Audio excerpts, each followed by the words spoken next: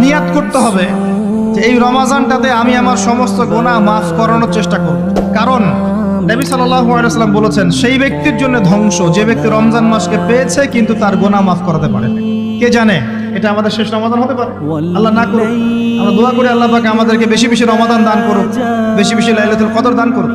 প্রথম শুরু হচ্ছে আপনি মাসের বাজার আগে করে ফেলবেন। আমি একটু প্র্যাকটিক্যাল কথা বলবো আর কি। আপনি রমাদান মাসের বাজার এই শাবান মাসে করে ফেলার চেষ্টা করেন। পারলে ঈদের শপিংটাও করে ফেলার চেষ্টা করেন। রমজান মাসে বেশি বাইরে যাবেন এবং টাকা পয়সা নিয়ে গিয়ে যে স্ত্রী সন্তানের হাতে দিয়ে দিবেন না, যাও বাইরে গিয়ে মার্কেটিং করে আস। এই ভুলটা করতে যান, নিজে পরিবেশ নষ্ট করবে, রোজার যে আধ্যাত্মিকত্ব নষ্ট হবে, আরো হাজারটা যুবকের চোখের জানা করা প্রয়োজন নাই। আপনি পরিবারের কর্তা, লিস্ট করে ফেলেন, আপনাকে আল্লাহ পাক যতটুকু সামর্থ্য দিয়েছেন মূল জিনিসগুলো কিনে রেখে দেন, আর বাকি টুকটাক বাজার আপনি করবেন। আর যখন বাজারে যাবেন একটা দোয়া পড়বেন, আপনি 10 লক্ষ নেকি পাবেন ইনশাআল্লাহ। কত লক্ষ? 10 লক্ষ। দোয়াটা শিখাচ্ছি। দোয়াটা হচ্ছে লা ইলাহা ইল্লাল্লাহ ওয়াহদাহু লা শারীকা লাহু লাহুল মুলক ওয়া লাহুল হামদ ইউহয়ী ওয়া ইউমীত ওয়া হুয়া হাইয়ুন লা ইয়ামুত বিয়াদিহিল খায়রু কুল্লুহু ওয়া হুয়া আলা কুল্লি শাইইন কাদির।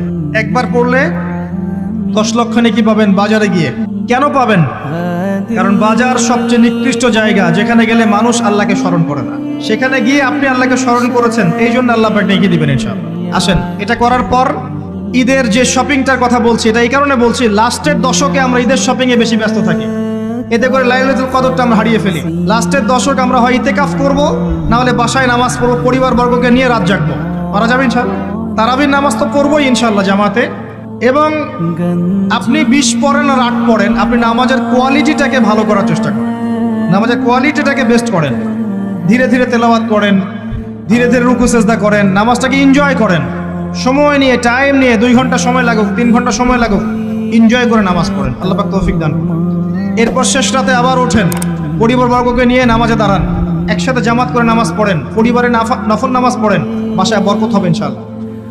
রাত জাগেন, বেশি বেশি দোয়া করেন, একটু তেলাওয়াত করেন, একটু জিকির করেন, তাসবিহ তাহলিল করেন, রাতটা কাটিয়ে দেন। শেষের দশকে মার্কেটে ঈদের শপিং করতে যায় না।